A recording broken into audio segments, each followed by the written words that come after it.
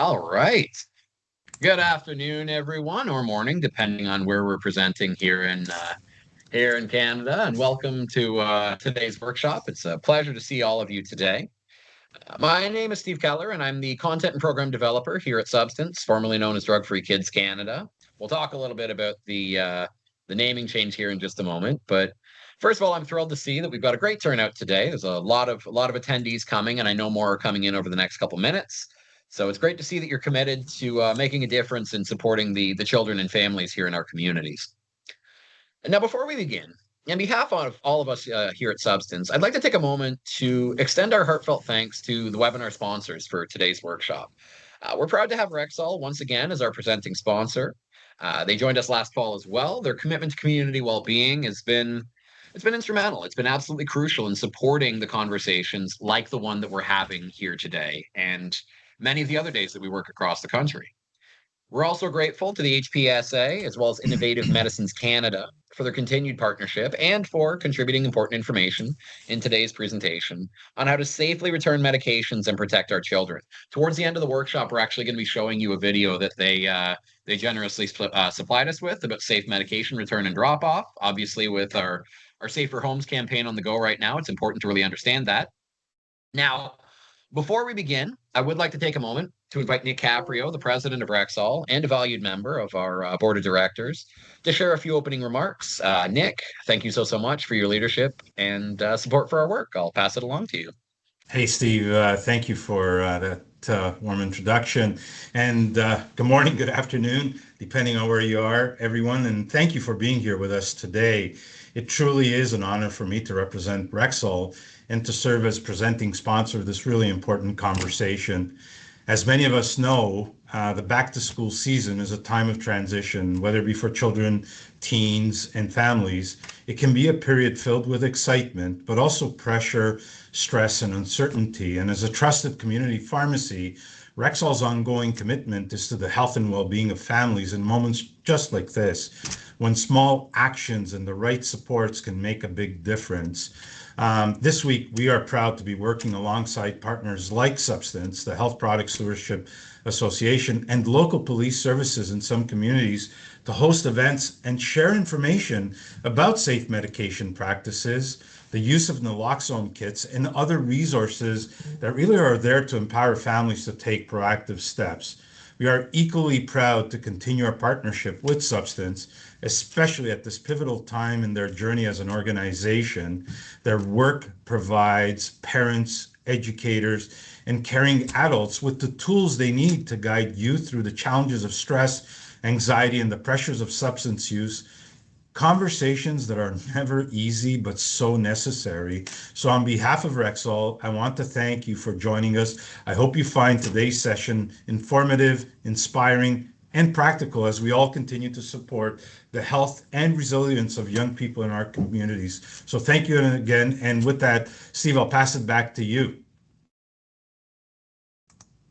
Thank you so much, Nick. I appreciate the warm words and the support for our program here at Substance. Now, before we get into the essence of everything that we're going to be covering today, what we want to do is we want to talk a little bit about our vision.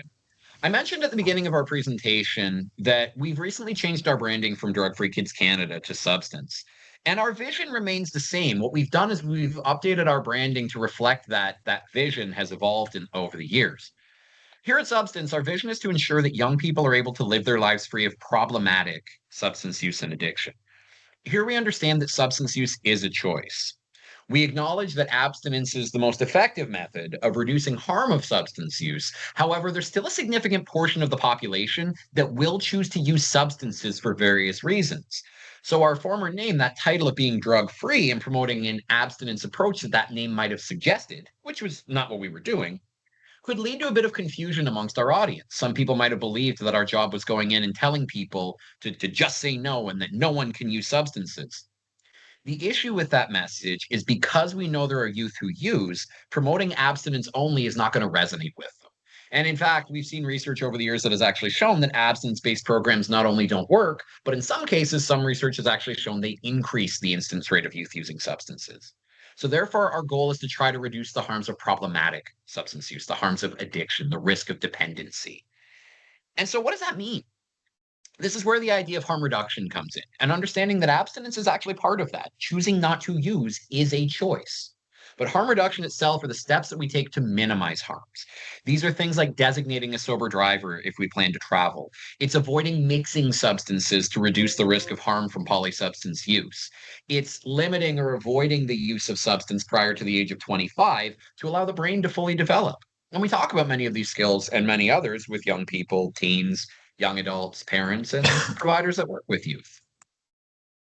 Now, what are we going to be doing today? Well, our presentation today is comprised of 3 parts with a brief post-workshop survey at the conclusion. What we'll also do is we're going to show you a couple videos right at the end. One, of course, from the HPSA on safe medication drop-off. And the other one I'm going to show you is a PSA that we launched to sort of show the changes that we've made from DFK towards substance. Both are fairly short, just a couple minutes long. So we certainly hope you stick around to get to see them before we wrap up. But before we get there, what we're going to do is we're going to reflect on the impacts of stress in our own lives before considering stresses that youth face. In any conversation that we have about health and wellness, we have to consider our own experience with stress and coping. Together, what we're going to do is we're going to complete a portion of a self-assessment that was developed by the Canadian Centre on Substance Use and Addiction as part of their cannabis talk kit resources for parents, in order to sort of understand where we stand on stress, where we stand on substance use before we start working with young people. From there, we're going to compare the impact of various coping strategies, including substance use, on stress and anxiety. Now, in many of our other presentations and in many of our other workshops and resources, we often find ourselves discussing why youth use substances. And in nearly every situation, this notion of coping emerges, people self-medicating to try to feel better, to manage stress, to manage depression, to manage anxiety. And one thing that we know is individuals that tend to report substance use as a coping mechanism are more likely to experience harms or problematic use as they're depending on that substance to sort of fill a need in their lives. So we have to examine what that'll look like, what those harms and those risks might look like. From there, we're going to identify risk and protective factors that impact harmful substance use outcomes, as well as how to promote youth wellness at different stages of development. Because one thing we know about working with young people is they change as they get older. The conversation that we want to have with a 12-year-old about substance use is very different than the conversation that we're going to have with a 20-year-old. We're still covering many of the same ideas, but we have to explain it in a different way. Our body language matters differently. The words that we say matter differently, and the concepts that we talk about are different. So we'll talk about those at different points of life. And finally, we'll wrap up with a post-workshop survey.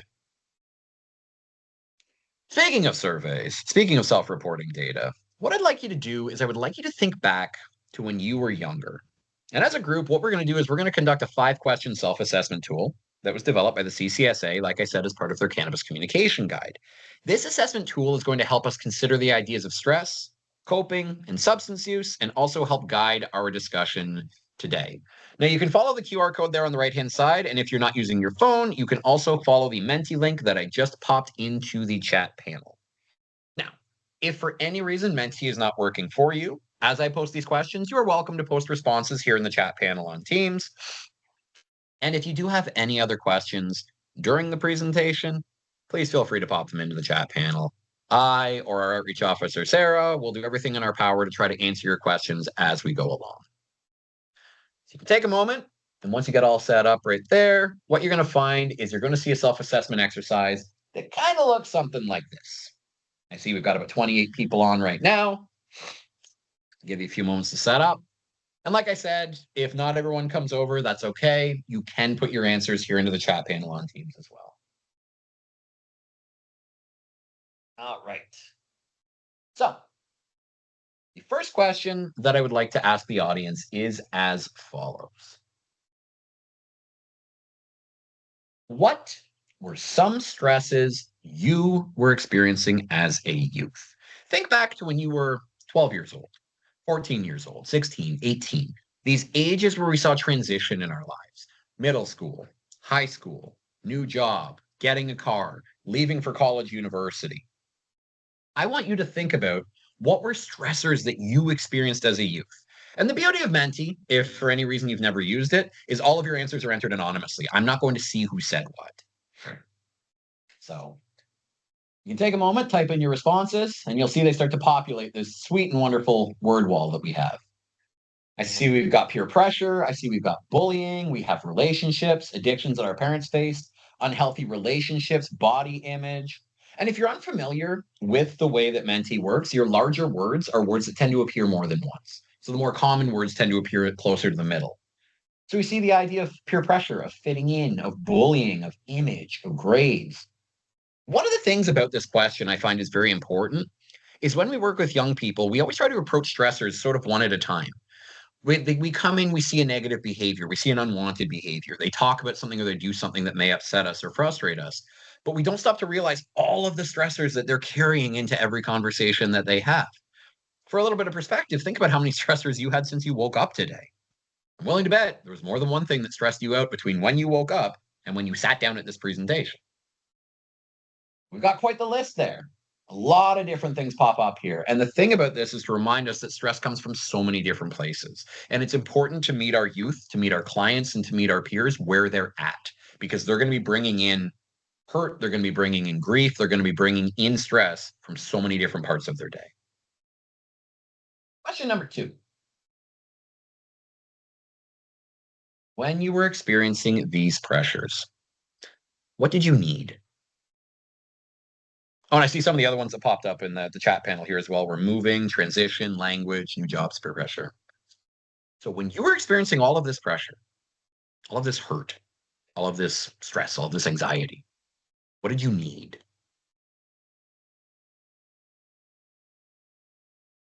Let's see. Pressure relievers, someone to check in, someone to talk to, adult support, time to myself, someone to talk to. Space to myself, absolutely. You'll see some people will say they needed time to process. That's human. Taking time on our own does matter. But if you look at this list, do you notice that one concept keeps coming up over and over and over and over and over and over and over and over and over and over and over again?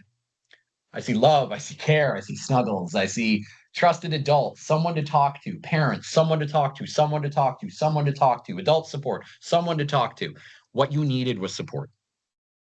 And the reason I like to remind you of this is that those of you that are listening today, you are parents, you are care providers, you are educators, you are policymakers. You are now that support that you needed when you were younger.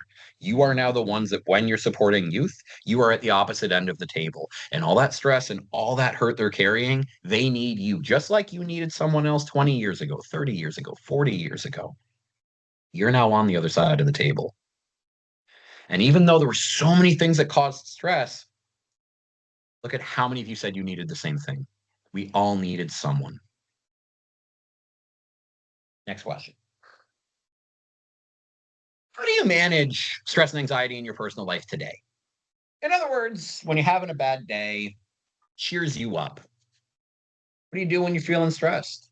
You'll see I'm drinking a warm beverage right now. I've got a cup of coffee. It's a decaf. I'm a little stressed when I present. I've done 1,500 of these public speaking events in the last 10 years, and I still get stressed before everyone I do. So I drink a hot beverage. Helps calm me down. I see the list is starting to populate here. Eating chocolate, exercise, avoiding people, listening to music, deep breathing, doing things you enjoy, reading, talking to someone.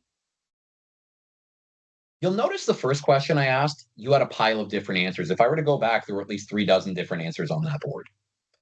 When I asked the second question, there were a few other answers that came in individually, but the common theme that came up was support of some kind, of some kind. This one, you'll notice there is a mountain of different answers.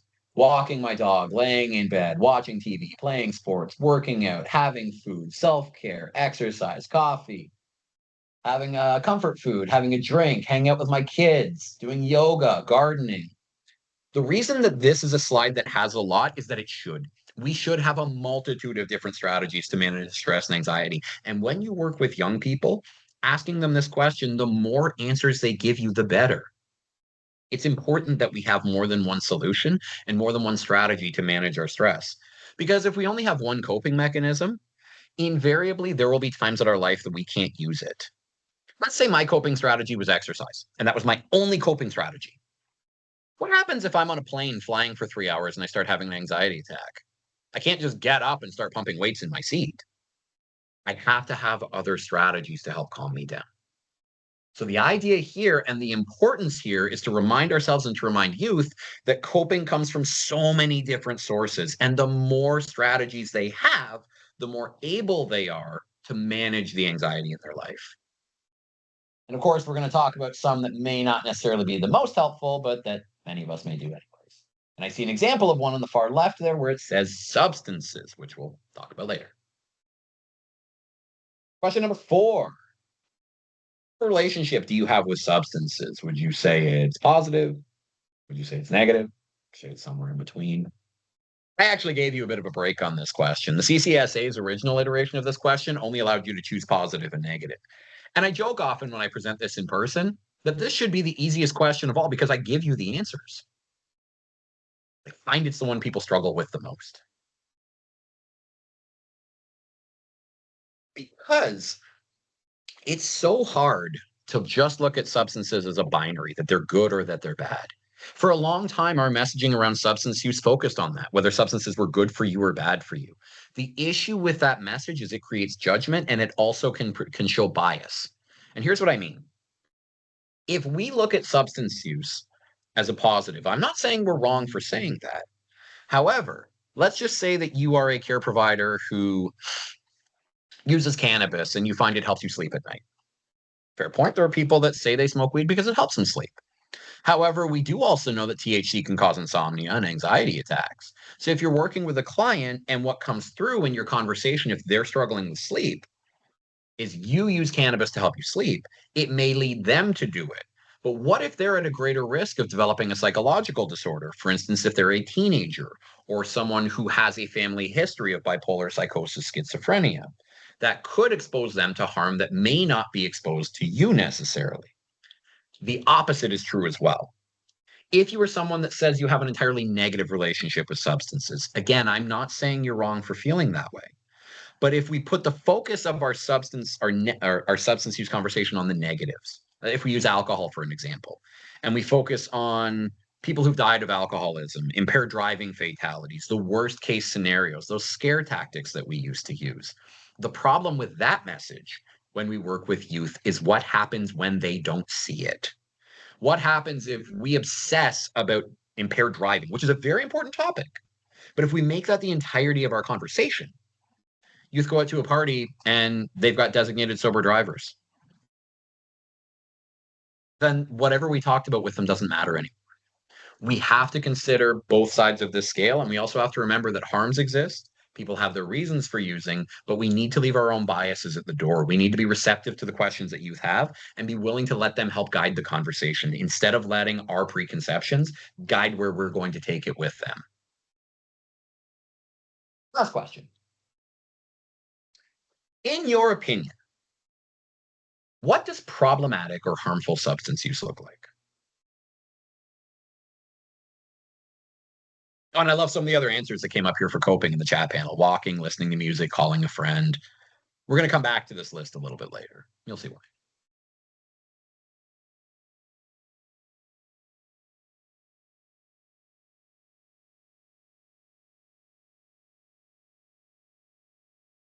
What do we see here? Losing control could be a sign. Negative behavior, daily or frequent use, taking over your focus, feeling a need to use, dependence, bad judgment, affecting your relationships, losing relationships. A lot of what we see here are negative outcomes. And that's really what we're getting at here. Not all substance use is problematic, but any substance use can become problematic. And I see a point up here about daily use. Daily use is an interesting one because you have to remember that substance use involves and includes medications. It includes prescriptions because those are substances as well.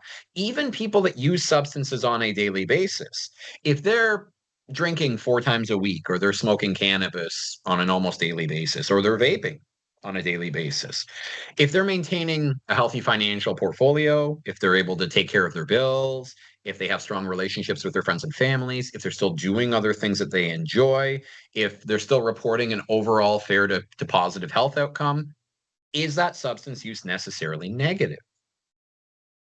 It's not necessarily how often someone's using. Now, that can be a risk factor, But where we really start to see problematic use is when harm begins to emerge, whether that's their physical health, whether that's their mental health, whether that's legal problems, whether that's financial problems. And again, we'll get into more of those later on. Losing relationships, people lying, struggling with employment. Those are signs of problematic use. Again, it's not quantity, it's what's going on with the quality of life around substance use. Again, thank you guys. I appreciate that little pre-questionnaire that we're doing. But let's get back to the subject at hand. Now we're going to go back to the presentation. For this, you can hop back on Teams.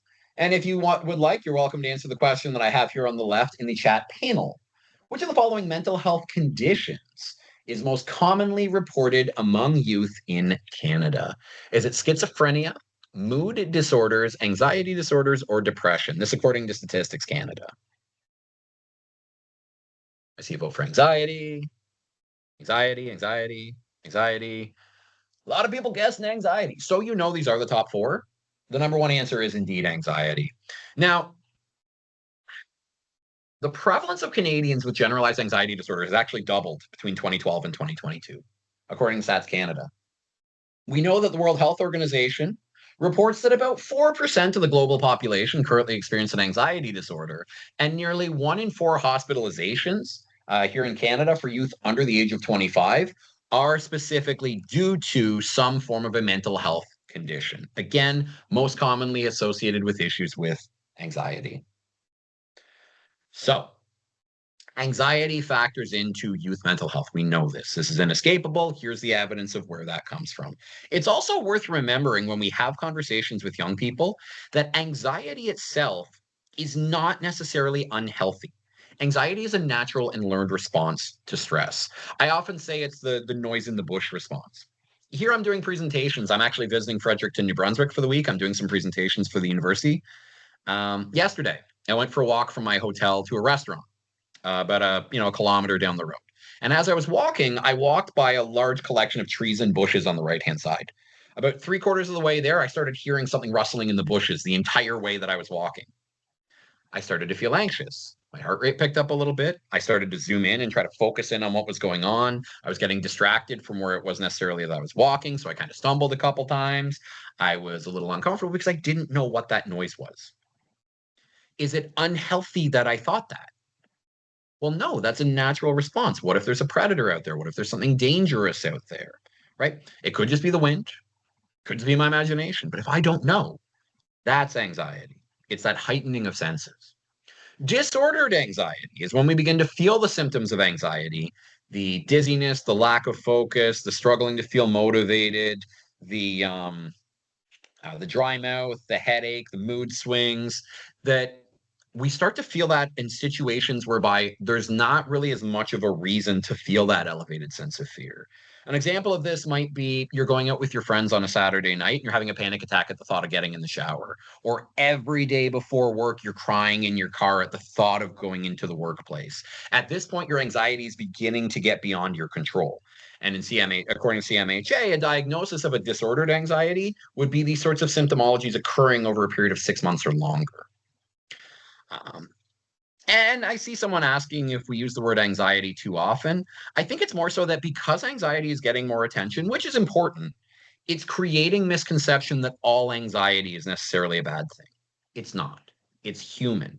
Where we see disordered anxieties when we feel those feelings in a way we can't control, we can't regulate, and they're coming up in situations where we know we're safe and secure.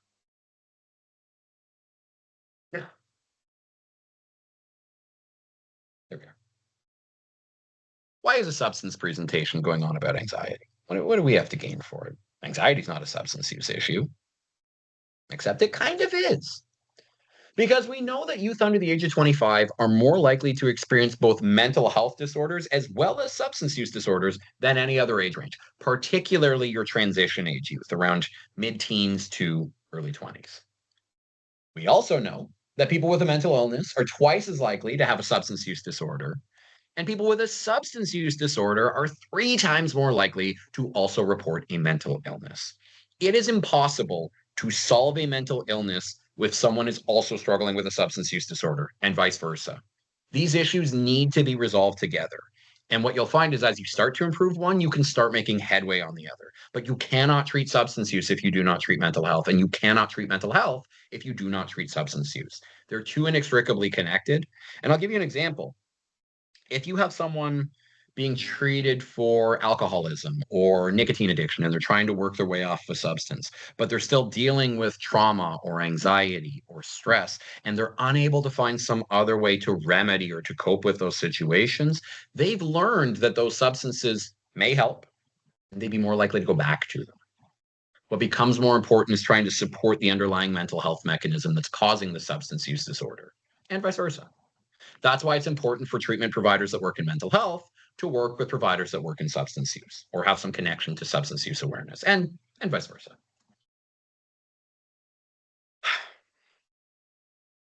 Earlier, I asked you, how do you cope? What strategies do you use to manage stress and anxiety? And what I was talking about were coping strategies. Coping strategies are the things that we do in response to the challenges in our lives. They're the ways that we try to manage our stress, they're the way that we try to balance our emotions, and they're the ways that we try to manage our anxiety. Now, coping strategies can be behavioral, meaning trying to change our physical state of well being. They can be cognitive, trying to change our thought processes, emotional, trying to change how we feel, or active coping. Active coping is directly facing a problem that we have. An example of active coping would be if I had an issue with a coworker in the workplace, is going to speak with them to try to figure out how we can get through that, or speaking with my supervisor. Or if I have a problem with someone I care about, actually having that confrontation or that actual discussion to try to lessen the confrontational feelings that we have. And I'm not saying active coping is easy. Probably the most difficult of all four of these. Now, coping strategies can also be divided into two other categories. They can be divided into what are called adaptive strategies. These are the coping mechanisms that we use to try to manage our stress and anxiety by trying to change our position in life. They're trying to change our behavior, our emotion, and our physical condition with the end goal of overcoming a challenge. They are more likely to result in positive outcomes. Earlier, when I showed you that list on Menti and you populated it for me, many of you brought up adaptive coping strategies. Examples of these were listening to music, talking with someone, keeping a journal, improving our sleep, balancing out our diet, and physical exercise. The reason these are called adaptive coping is they are strategies we use to change to a situation in such a way that we have a better chance of overcoming it. They're the strategies we use to prepare us to get through our stress. That's what makes them more effective. Now, if adaptive coping strategies are about facing the problem, maladaptive coping strategies, in simple terms, are our way of getting away from them. These coping strategies are also often referred to as escapes. We use these to quickly and temporarily reduce our stress and anxiety without the end goal of actually really overcoming what the source of our stress is. I'll give you a great example. Anyone who lives in the greater Toronto area or who lives in Vancouver or who lives in Montreal, somewhere where you have a very densely populated area, has been on a highway at some point and had a car cut them off and almost run them off the road. And that emotion that you feel when they cut you off, you might want to wave out the window at them. It might not be a friendly wave. It might be a different kind of wave entirely. What I'm talking about here is a feeling of aggression. Emotionally, we're upset, we're frustrated, so we let it out aggressively. It's not going to solve the problem. It just lets us let out emotion. Another example of maladaptive coping is the idea of isolation. I'm having a bad day. I just want to take time alone. No, that's not always a bad thing. Maladaptive doesn't mean bad. Isolation is sometimes our way of allowing ourselves to process. Where it becomes maladaptive or problematic is where we know we have a problem, but we continue to push ourselves away from it. We just get away from it by staying as far away as possible, thinking it'll go away on its own. Similar to avoidance, the idea something's bothering us, we just don't want to talk about it. The opposite, obsessing or rumination. Now, obsessing over a problem, a perfect example of this is waking up in the middle of the night when you have an exam tomorrow, or waking up in the middle of the night when you have a big bill to pay, or a big task coming up for work. You know you can't solve it in the middle of the night, but you can't stop yourself from thinking about it. Where that becomes maladaptive is it just ruins your sleep. It has an adverse effect on your physical and mental well-being in the moment. You're facing the problem over and over and over. You're obsessing about it, but you're not actually working towards a solution. You're obsessing about what the problem is. Binge eating is another example of a maladaptive coping strategy. Um, Self-harm, absolutely. Some people may turn to the idea of, again, taking out a form of physical aggression on themselves. It might allow them to let out emotion, but it's simply exposing themselves to more harm. And especially if they start to learn that that's a way to feel something, that can lead to more problems down the line. The issue with binge eating, of course, is having a bad day and having ice cream once in a while is not necessarily a bad thing. But if every single time you have a bad day, you eat a tub of ice cream, you are going to run into problems in a few years. Diabetes will come around, hyperglycemia will come around, high blood pressure will come around, unwanted weight gain may come around. So binge eating can become problematic to our physical health. And finally, of course, we have substance use itself. And I'm really going to focus on that last one here. Now, what do we know about substance use and coping? Did you know that in the United States, 1 in 5 people that live with disordered anxiety say that they drink to cope with their stress? Now, you might ask, why am I saying United States here? One thing I found with surveillance data here in Canada, and the other 3 substances I'm going to talk about, I have Canadian surveillance data. One of the issues I found with some of the tracking studies and surveys that go on about alcohol use in Canada is they don't necessarily ask why people drink. So it's a little harder to find that sort of data. That's why I used an American number here. But here in Canada, we do know, according to the Canadian Student Alcohol and Drug Survey, that about 1 in 5 students between grade 7 and 12, according to about 50,000 plus that were surveyed, report that they vape to relax or relieve tension.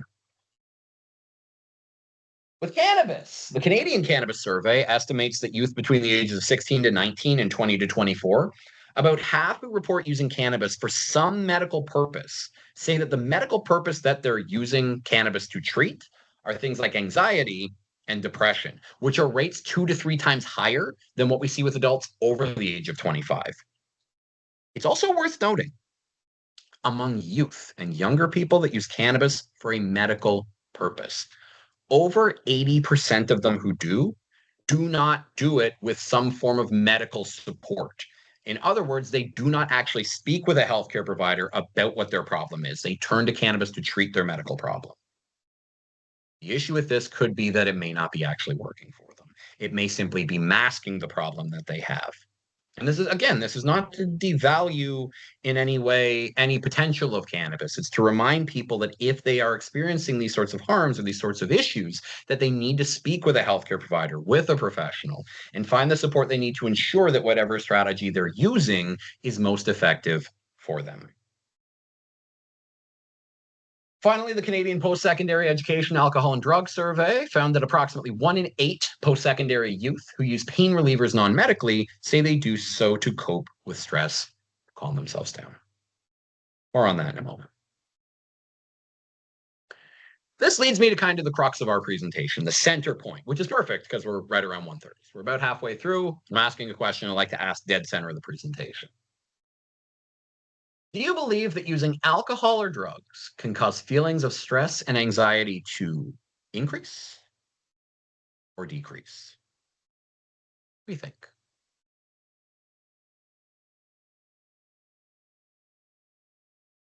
Both? Oh, my chat panels. There we go. Short-term potential decrease, long-term increase. Increase, increase, increase, decrease temporarily, increase in the long run. See, the answer is indeed both. And the way I was talking with the nursing program about it this morning, and I was kind of making a joke about it. It's if substance use only caused increase of stress, if you think about it, most people wouldn't use it. I'll give you an example. About half of people that use tobacco, according to research, that we've seen over the years, about half people that use tobacco will die from the cancers that tobacco causes. Now, if the only thing that tobacco caused, if the only thing that it caused was people to die of cancer, if nothing else, do you think people would use it? Probably not. There's something else they're getting out of tobacco use. Alcohol has the potential to damage nearly every single organ in the human body. It is associated with over 200 short and long-term health effects and health risks. But if the only thing that alcohol did was damage our body, people probably wouldn't use it. There's something that they get out of it. And part of that is something that calms them down.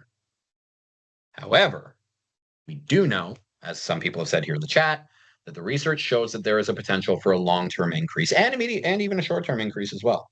And I'm going to show you what that is here over the next few minutes. In order to understand part of the reason that this happens, we have to understand what's going on in the human brain. And many youth across Canada have been learning a great deal about these neurotransmitters that I'm about to talk about, particularly the neurotransmitter known as dopamine. Dopamine is a naturally releasing chemical messenger in our brain that triggers physical, mental, and emotional responses. I often say it's the pleasure-seeking chemical that tells you to keep doing what you're doing. Serotonin helps with things like mood regulation, but dopamine is what our brain naturally releases to signal things like pleasure, focus, and motivation and attention. In other words, it's the neurotransmitter that your brain releases when you do something you like to tell you, I like this, keep doing it. If I have a snack, my brain's going to release dopamine to signal, keep eating this. If I see someone I care about, my brain is going to release dopamine. I like this person, go be closer to them. That's a natural response. The second one I'm going to talk with you about is called gamma-aminobutyric acid. Now, I'm not expecting you to remember the name gamma-aminobutyric acid. Half the time, I can't even pronounce it properly. I think I nailed it twice, though, today. So I'm pretty proud of that. Instead, it's easier just to call it GABA. GABA is more of a neuroinhibitor. It helps to regulate the nervous system. Thank you, Sarah. That means a lot to me. So it helps to regulate the nervous system. Essentially, what GABA does is when our brain is overwhelmed with other transmitters and other hormones and other signals going on, creating these feelings of frustration, anxiety, tension, fury, rage, misery, GABA starts to seep its way through the brain to kind of kick all of those transmitters off of the brain and kick them off your nervous system to help you reset. It takes the rigidity out of the muscles. It calms the body down. Another way I like to describe this is when you're in sort of that heat of a moment when you're feeling emotional affect and you're very overwhelmed. And then you kind of get that moment that you kind of take a breath and go, and you feel your body slowly kind of curl in and relax. I often say that's about a moment when GABA is kind of working its way through the brain. It's calming your nervous system down. What does that have to do with alcohol?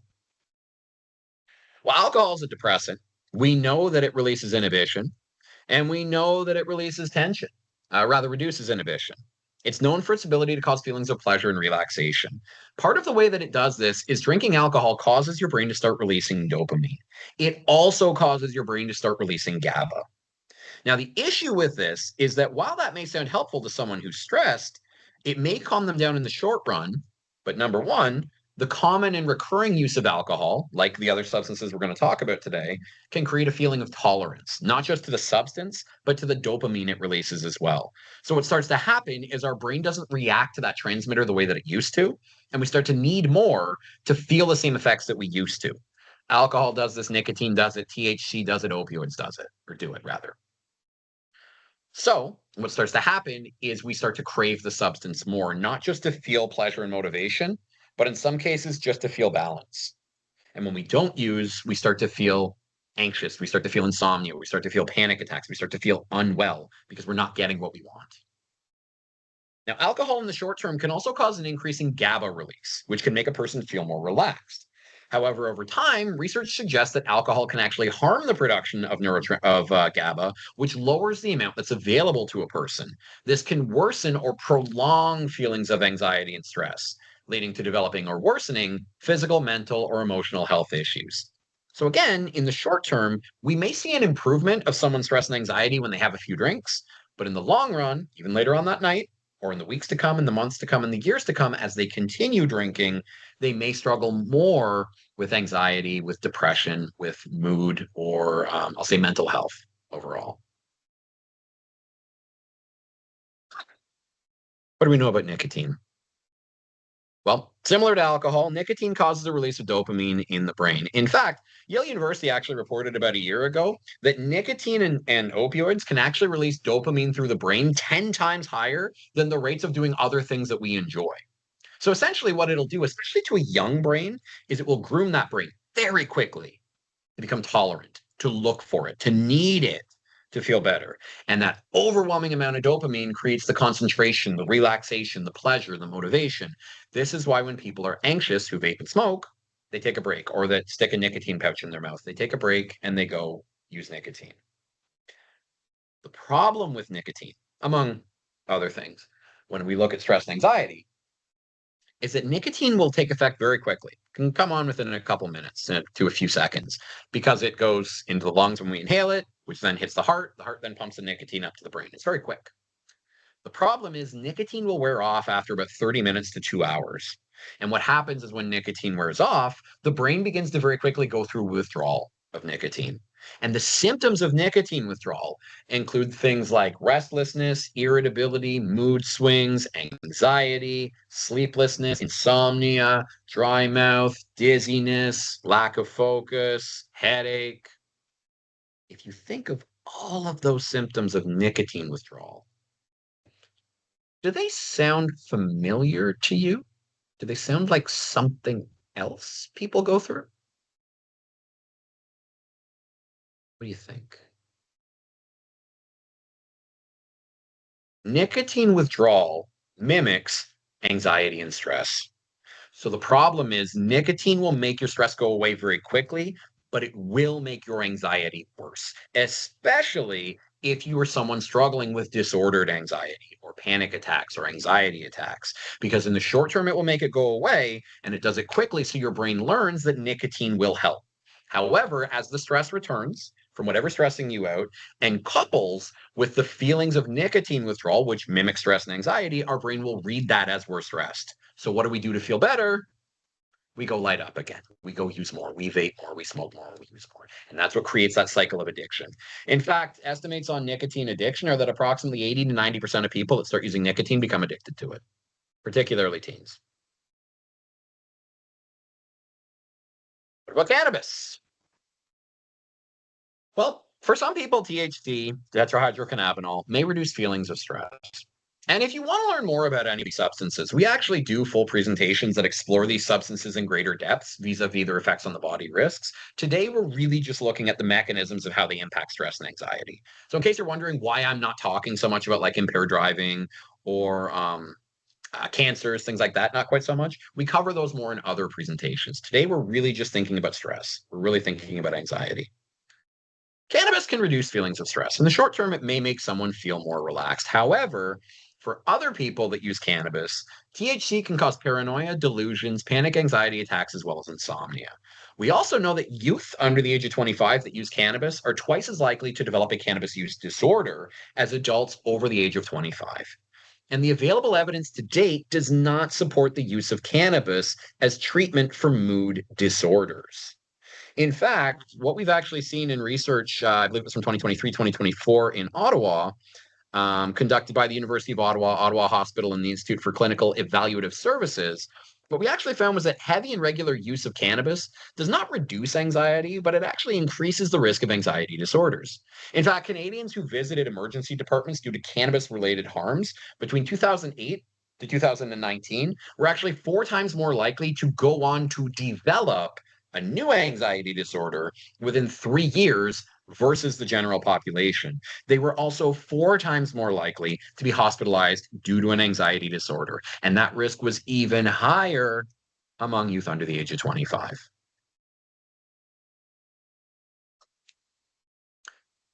What do we know about opioids? Did you know in 2019, medical opioids were prescribed to 1 in 8 Canadians over the age of 15? Now, their use is primarily to treat physical pain. Codeine, which is a sort of lower strength opioid, was used previously in things like cough suppressants and cold medicines, although more recently it's been replaced largely with dextromethorphan. Again, we do other presentations that explore that greater depth. Now, opioids can also produce feelings of euphoria. They play on the brain's release of dopamine. Like I said, it was Yale School of Medicine reported opioids and nicotine cause a release of dopamine about 10 times greater than the natural releases that when we do other things that we enjoy. Now, another thing to note is that opioid use can impair breathing. Will we have access to recording the presentation? I just saw that come up. Sorry, got a little sidetracked there. The answer is yes. We are doing a recording. It'll be posted on the site. Yeah, perfect. Susan got it already. So back to the topic at hand. Opioid use can impair breathing. And this may be part of the reason that people may use opioids to try to calm themselves down. Using some opioids will cover part the receptors that are responsible for instructing the brain on how to breathe. So doing a short amount of that may cause slow breathing, may cause deep, slow, irregular breathing. And of course, doing that may cause a person to feel tired, to feel drowsy. For some students, they may misconstrue that as relaxation, so they may use an opioid to try to calm themselves down. Others, it could be the presence of dopamine, and that flood of dopamine through the brain may be creating the euphoria that they're looking for to manage their stress and anxiety. Now, the risk of opioids is well documented, and it's one that we can't overlook. The risk of opioid use is that using significant amounts or using illicit opioids, particularly things like heroin, non medical use of fentanyl, or the use of stronger opioids like carfentanil, can actually cause a loss of consciousness caused by respiratory failure. And it's not that the lungs stop working, it's that the brain stops telling the lungs how to breathe. This can last for a period of 8 to 12 hours. And if a person stops breathing for that long, unfortunately, they will pass away. They will die. That's where we see a risk of fatality. That's kind of the crux of the opioid problem that we talk about in other workshops. Now, long-term opioid use is also associated with both anxiety and depression, and the withdrawal from opioids when someone is trying to quit using them can cause significant physical pain, emotional distress, anxiety, fever, heart palpitations, depression. So, in short, all four of the substances I mentioned, there is a reason that people use them for stress and anxiety. And in the short term, they may help calm someone down. But the research shows with all four of them that continued use, long-term use, and heavy use, they are associated, and use by youth, they are associated with increasing anxiety and problems with anxiety. But because they feel like they don't, that's where we see people using them to cope, even though it's not helping the problem. That's what makes them maladaptive. Now, substance use can also cause stress for other reasons as well, other than the physical harms. We understand there's a decreased work or academic performance, that people who use substances may be less likely to attend class. Trying to work or show up for class while impaired could obviously affect their ability to perform, could lead to them being fired or being let go from a job, or could lead to them getting in trouble at school. Certainly, there's the risk of declining overall health, particularly among people that may have pre-existing health conditions. However, even people that live healthy before using substances are at greater risk of various harms. Like I said, we talk about those in other workshops. There's the risk of overconsumption and hospitalization, which can certainly be a stressor, not just for the individual, but for families, for friends around them, having to deal with someone in a situation whereby their life is at risk. There's the financial cost, which is always a fascinating conversation. I often joke, if you want to have a chat with kids that they don't get to have very often, talk about the cost of substance use. And I'll give you one example. Heart and Stroke Foundation estimated in 2020 that the average teen spends $15 a week on vaping. Now, $15 doesn't sound like a lot, but if you multiply that over a 52-week window, that is $780 a year. Cannabis costs, according to the Canadian Cannabis Survey, are fairly similar. So if you have a youth that vapes and uses cannabis, they're looking at spending $1,600 a year on cannabis and vaping. Alcohol, again, surveillance numbers are a little trickier to find. What we do know about young adult numbers is that number comes in around the $800 mark a year. So combining all three of those together would put a substance use cost between $2,000 to $2,500 per year per person. Now, I often like to say when I'm presenting for grade 9s, as we know the average age of onset use is around 13, 14, I ask them what they would do with an extra $15 or $30 or $50 a week in their pocket. And then I might ask them what they would do with an extra $2,000 at the end of the year. And if you multiply that by a 4-year high school career, what would you do with an extra $8,000 to $10,000?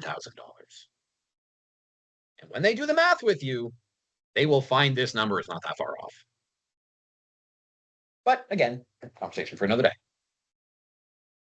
So this brings us to the last section of what we want to talk about. I'm going to use the last 10, 15 minutes to really go over this. With all of this information, talking about coping, talking about stress, talking about anxiety, talking about cannabis, alcohol, opiates, nicotine, how do we use that in a conversation with young people? How do we apply this? What strategies can we use? Well, the first thing to remember is to begin your conversations about substance use early on. Now, that being said, it's never too late to have a conversation, but it's never too early. We know that the average age of onset use of cannabis, alcohol, nicotine is around 13, 14. However, we know that youth may start experimenting with other substances around the age of 12, 13. Things like over-the-counter medications, using Gravol to feel impaired, sleeping medications to feel impaired. They may experience with inhalants or solvents because they can get their hands on them at home. They get a little older, they might start experimenting with harder drugs, cocaine, methamphetamine, opioids. So there's never a point that's too late to talk. but there's also never a point that's too early. Tailor your information that you provide and consider based on the youth's age and stage of development. You're not going to talk about the analogs of opioids with a 4-year-old. I hope. I mean, they're probably not going to get it. But you can talk about when is an appropriate time to take a vitamin. How many vitamins can they take in a day? They get a little older, maybe start talking about things like coffee and pop and tea and caffeine. What happens if someone has too much caffeine? Why does someone not feel well if they stop using caffeine? You can talk about tolerance. You can talk about withdrawal. You can talk about overconsumption, because we know consuming too much caffeine can cause panic attacks, insomnia, heart palpitations. You could even talk about certain people who may not be well suited to use caffeine. People with diabetes, caffeine can cause peaks and valleys in their glucose levels and insulin levels. So, I mean, there's a lot you can even talk about just with coffee. I would say coffee is a great starter conversation about substance use because there's no stigma around it. Who's afraid to say that they drink a cup of coffee? Buddy. But you get a little bit older, you start having those conversations around cannabis, alcohol, nicotine, get a little older, start having them around opioid sedative stimulants. But no matter what their age, wherever they're at in life, just let them know you're there. Let them know that you care about them and you create a safe space, and we'll talk about that. One of the things that matters in our conversations is the importance of active listening. Active listening is the idea of showing engagement in a conversation, that you're not sitting as a passive attendant. You'll notice in this presentation, I've been using strategies to make you listen actively. I've been asking you open-ended questions. You've been asking me open-ended questions. I've been engaging with you through things like Mentees, through poll questions. I've been asking you questions to invite you in. And even the questions I've been asking you, I've tried to focus more on open-ended questions. Now, what is an open-ended question? What do you think? That was an open-ended question. What is an open-ended question? For those of you that are unfamiliar. It's not a yes or no, exactly. An open-ended question invites more than simple one-word answers. Police use this in interrogation. They try to ask you questions that make you talk beyond what you're saying. They're trying to get more information from you. Social workers use open-ended questions to encourage their clients to speak about hardship. Teachers use open-ended questions to get students to show their learning. This is an example of active listening, and it's a way to make the person in the conversation feel like and become the professional in the chat. If all we do is ask yes or no questions, if all we do is ask true or false, if all we do is ask multiple choice, we can use those in bits and pieces to check for their listening. But we want to show their learning through active listening, through open-ended questions, to invite them to share what they know. Be positive. Now, being positive doesn't mean, I'm not telling you to celebrate if they're using drugs. I'm not saying be positive that they're using. That's not the message. It's make your messaging positive. Make the message and the conversation focus on what you can do, what you should do, what is well to do, what you're better suited to do, what you would like them to do, right? Perfect example of this we see with impaired driving. If I'm having a conversation with teens and we talk about impaired driving, and my whole message to them is, if you drink, don't drive. It's a good message. It's an important message. But I haven't given them any other strategies. They go out to a party, Saturday night, Friday night, end of the night comes along. I tell them if they drink, don't drive. How are they going to get home? I didn't give them any other strategies. If they don't have any other strategies, what do you think they're going to do? Well, they're going to get in a car with an impaired driver, or they're going to risk it themselves, or they're more likely to. So instead of telling them what not to do, help them work on what they can do. So when it comes to impaired driving, what might be a positive message we could craft around impaired driving? If you are using substances, if you are driving, what would be a positive message as opposed to don't drink and drive?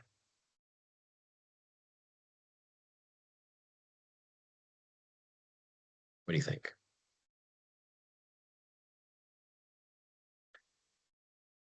Examples of this could be, if you drive, or if you're traveling rather, designate a sober driver. If you drive, perhaps avoid using substances, but flip the conversation around. If you're using substances, call a cab, plan ahead, call for a ride, have the Uber app ready, and help them set up Uber, because Uber requires a credit card. And if they don't have that, they can't use it.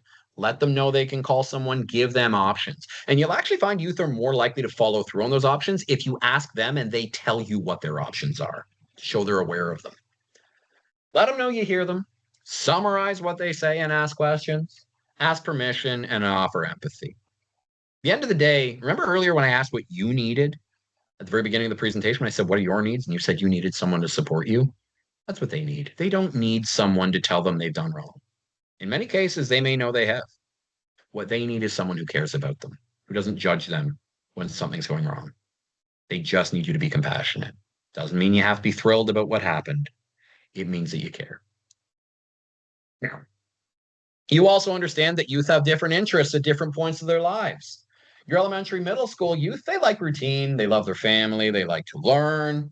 So you also have to remember that they may not be as aware of the complicated conversation topics, like I said, the opioid analogs, the neurotransmitters going on in the brain. They may not be as aware of those sorts of things. What you want to remember is when you're having your conversation, focus a little more on your tone and your nonverbal cues.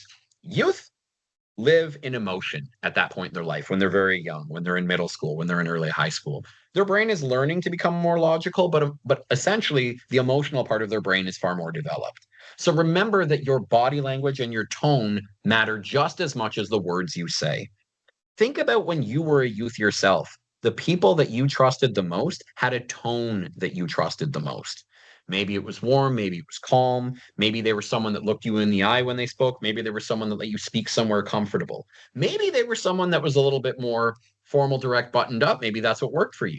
But the idea is you remember their tone and their nonverbal cues far more than what they said to you.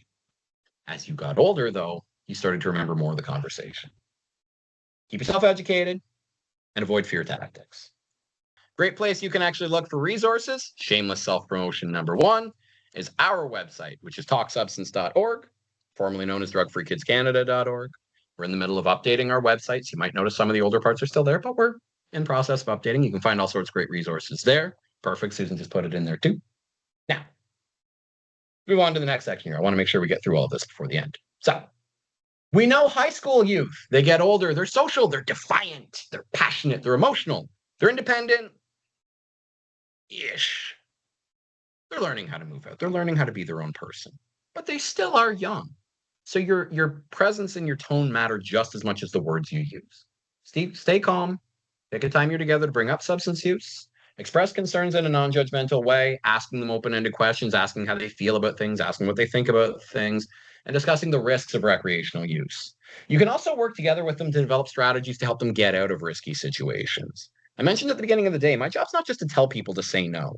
But if youth don't want to use, you can help them come up with strategies of how they can avoid use, how they can say no, if that's the way they want to go. It could be they may use you as an excuse. My mom's coming to pick me up later. My dad's coming to pick me up later. Like I can't be using. Remember, get them to think about the other things they value. If they don't want to smoke and vape because they're into playing sports and they want to focus on their academics, on their athletics, make sure that comes up in their conversation when they're saying no.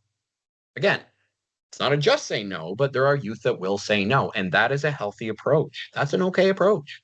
You can help them come up with those strategies. And you can also come up with strategies to help get them out of risky situations, using you as your designated driver, knowing they can reach out to you, knowing that they're safe being at home. They get a little older still, they hit post-secondary. Keep an open line of communication. Encourage them to check in with you at a time that works for both of you, and be respectful to their choices.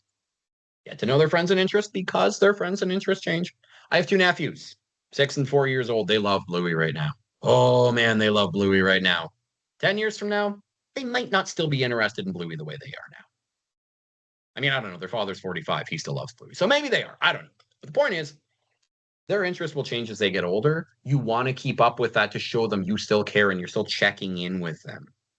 Okay? Develop and discuss low-risk substance guidelines. Not develop, sorry. Discuss low-risk substance guidelines. You can find these through the CCSA, through CAMH, through Health Canada. Discuss the risk of non-medical opioids, sedatives, and stimulants, and things like impaired driving and sober options for travel. I also want to give a note to anyone who uses substances themselves. If you are someone that uses drugs, whether that's in front of teens, in front of kids or not, they know that you are using. And eventually they may call you out for it.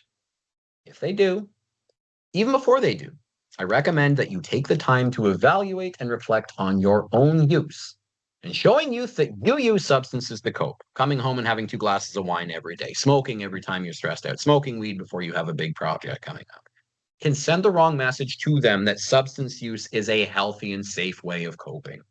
Now, for you, it may not present the same risks as a 14-year-old, and that's important to remember.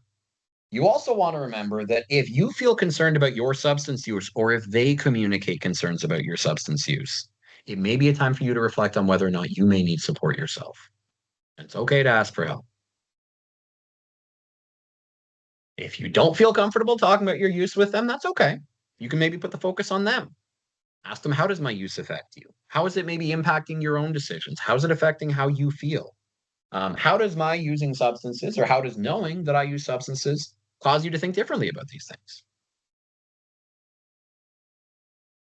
Last thing I want to talk about real quick before we wrap up are risk and protective factors. These are conditions that increase the likelihood of harmful or positive outcomes in our life. Risk factors tend to increase the risk of harmful outcomes and negative outcomes.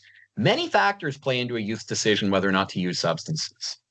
These include history of trauma, mental health issues, poor parental monitoring, family history of substance use, social rejection of sexual orientation or gender identity, lack of school connectedness, and low academic achievement. What you'll notice is that many risk factors tend to come back to trauma. They tend to come back to stress. This is why we get into this idea of substance as a coping mechanism is more likely a predictor of harmful outcomes, because they're trying to fill a void caused by harm and negativity in their life.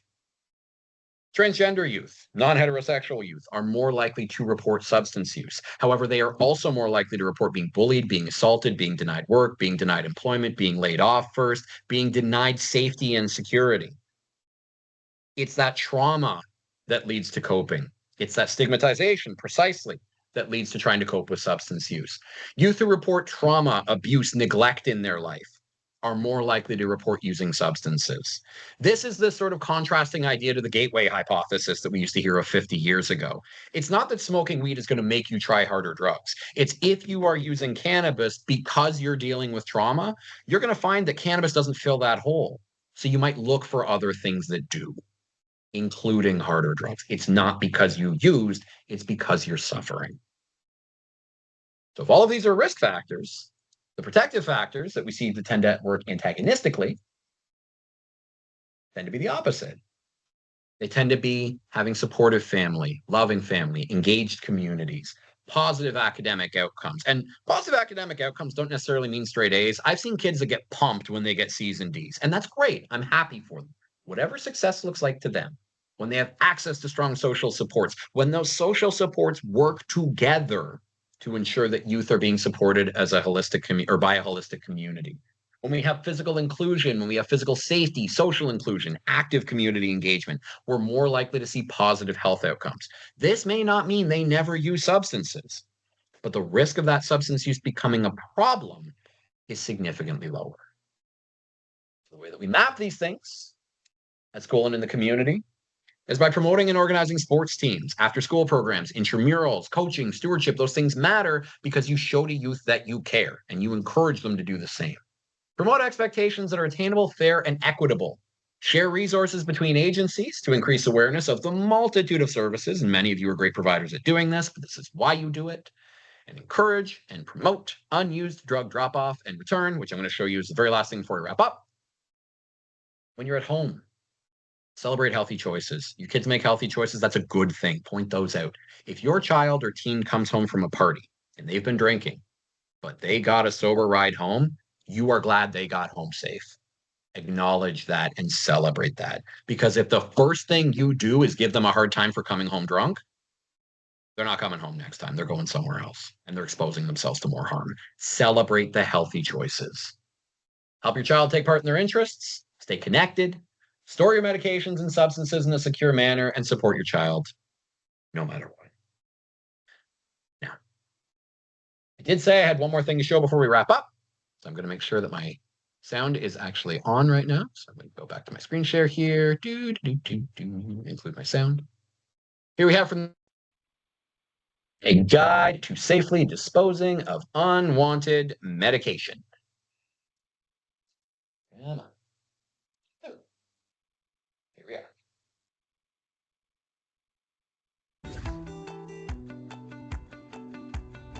properly disposing of unwanted medications can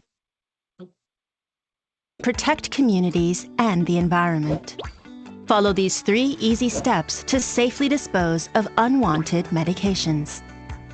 First, check the expiry dates on your medications and consult with your doctor on whether you need to continue taking certain medications.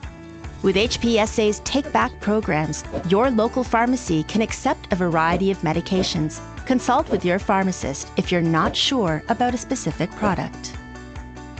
After everything is sorted, empty all dry medication, such as pills and tablets, into a bag and don't return medical sharps to medication. Make sure to keep all liquids and creams in their original containers and remove personal information. Now, find your nearest participating pharmacy by clicking Find a Drop-Off Location on healthsteward.ca and drop off medication with the pharmacist. Don't forget, unwanted medications should never be disposed of in sinks, toilets, or garbage cans. And medications should be stored in locked areas out of reach from children and animals. Proper disposal prevents water and landfill contamination and protects your loved ones from any accidental ingestion or misuse. Visit healthsteward.ca to learn more about the safe disposal of unwanted medications.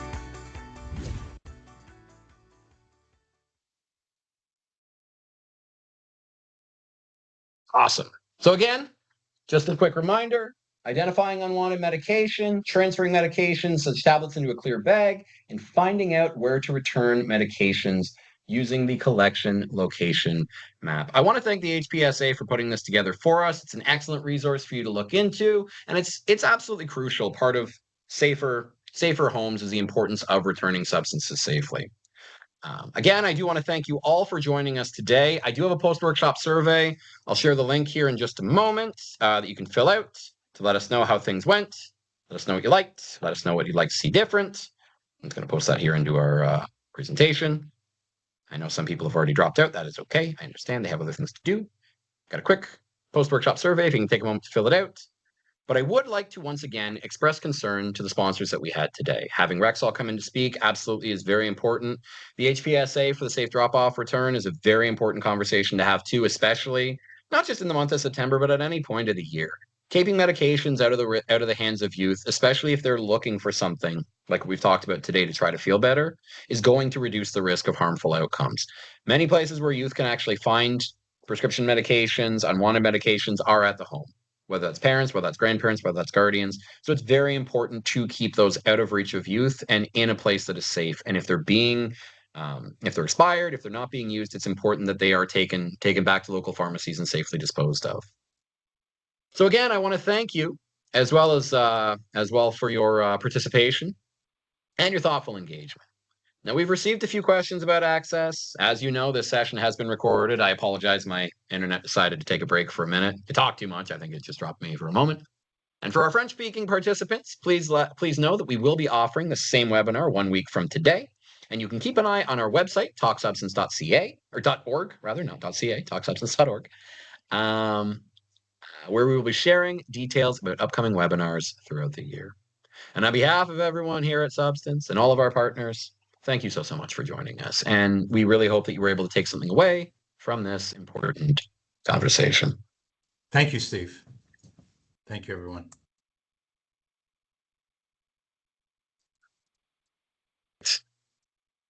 Now, I am going to stop the recording just because I know that sometimes people like stick around and ask questions. So if you do have any questions,